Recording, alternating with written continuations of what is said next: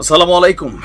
ভারত পাকিস্তান যুদ্ধ কি শেষ হয়েছে নাকি পোস্ট হয়ে আছে, মানে সাময়িক থমকে আছে?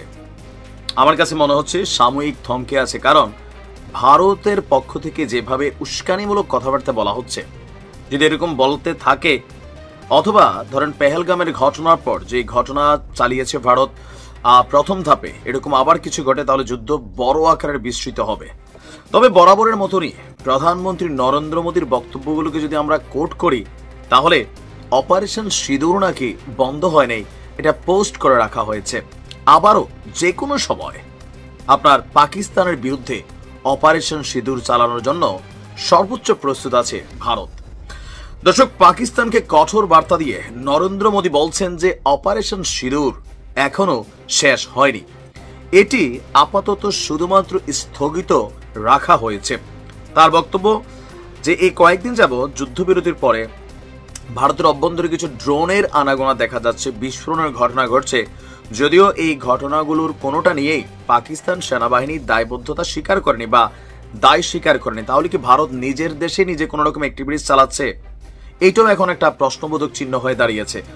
আর এই জায়গা থেকে বলা হচ্ছে যে পাকিস্তান বিভ্রান্তমূলক আচরণ করলে ভারত আবারও প্রতিশোধমূলক পদক্ষেপ নেবে।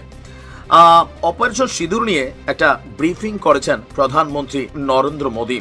তার বক্তব্য যে ভারত সন্ত্রাসবাদে পৃষ্ঠপোষকতা দেওয়া সরকার এবং সরাসরি হামলার পরিকল্পনাকারীদের মধ্যে আর কোনো পার্থক্য করবে না। প্রথম ধাপে ভারত যুদ্ধ করেছে সন্ত্রাসবাদের বিরুদ্ধে, পাকিস্তানের বিরুদ্ধে না, তার বক্তব্য। তবে এবার যদি কোনো ঘটনা হয়, তাহলে পাকিস্তানের বিরুদ্ধে সর্বাত্মক যুদ্ধ তারা ঘোষণা করবে। মোদী বলছে পাকিস্তানের বোঝা উচিত অভিযান শেষ হয়নি। পাকিস্তানের প্রতিশ্রুতি এবং কার্যক্রম পর্যবেক্ষণের পরেই এটি কেবলমাত্র স্থগিত করা হয়েছে। তার বক্তব্য, যদি পাকিস্তান নিজেদের অবস্থানে অনড় না থাকে অথবা বিভ্রান্তিমূলক আচরণ করে, তাহলে ভারত আবারও প্রতিশোধমূলক পদক্ষেপের দিকে আপনার ফিরে যাবে।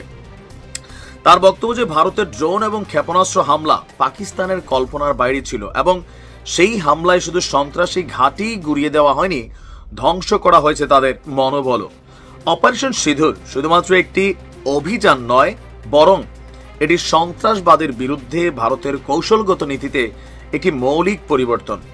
এখন থেকে ভারত যে কোনো সন্ত্রাসী ঘাঁটি চিহ্নিত করে আঘাত হানবে এবং দেশের উপর হামলা হলে তার জবাবও দেবে কঠোর। এছাড়া পারমাণবিক ব্ল্যাকমেলিং সহ নানান বক্তব্য আসছে। এখন এই যে অপারেশন সিঁদুর, যেটা নিয়ে ভারত তাদের অপারেশন স্থগিত রাখা হয়েছে বলে দাবি করছে, ভারতীয় সেনাবাহিনীর বা গোয়েন্দা সংস্থাগুলোর বক্তব্য হচ্ছে যে কেন আবার অপারেশন সিঁদুর নিয়ে আলোচনা শুরু হলো, যে পাকিস্তান যুদ্ধবিরতির যে চুক্তিগুলো ছিল সেগুলো তারা লঙ্ঘন করছে, আর এর কারণেই ভারতের অভ্যন্তরে নানান ঘটনা ঘটছে।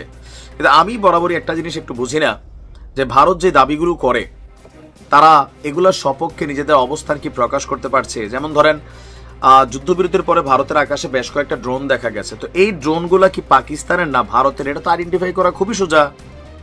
আকাশ প্রতিরক্ষা সিস্টেম আছে, ওই ড্রোনগুলারে ধ্বংস করা, ধ্বংসাশের যেগুলা নিচে পড়ে এগুলারে যাচাই বাছাই করলেই তো ভারতের বোঝা উচিত এগুলা কি তাদের ড্রোন নাকি বহির্বিশ্বের ড্রোন, মানে পাকিস্তানের ড্রোন। এরকম অভিযোগ যে করছে, তারা ব্ল্যাক আউট জারি করছে, জনগণের একটা খেলার মধ্যে ফালাই রাখছে মোদীর সরকার। আমার ধারণা খেলাটা কোনটা, যে দেখো ভাই পাকিস্তান কিন্তু এখনো থামে নাই, আমরা কিন্তু এই না সেই না, হ্যাঁ, যেই যে দেখো আবার ওরা কিন্তু ড্রোন মারছে, ওই যে আকাশে বিস্ফোরক দেখা যাচ্ছে, আমাদের প্রতিরক্ষা সিস্টেমটা ধ্বংস করছি। তো ধ্বংস করার পর প্রমাণ করেন এই ড্রোনগুলা কার, কিন্তু ওই রকম প্রমাণ না দিয়া আবারও একটা যুদ্ধের দিকে ধাবিত হওয়ার এই যে চিন্তা ভাবনা বা মেন্টালিটি, এটা ভারতের জন্য কিন্তু হিতে বিপরীত হবে। ইতিমধ্যে বিলিয়ন বিলিয়ন ডলার ভারত ক্ষতিগ্রস্ত হয়েছে। তথ্য বলছে পাকিস্তানের তুলনায় 20 গুণ ক্ষতিগ্রস্ত হয়েছে আপনার ভারত। পাকিস্তানের বক্তব্য, অপারেশন সিঁদুর যদি তোমরা নিয়ে আসো, আমরা এবার সোহাগরাত দিব।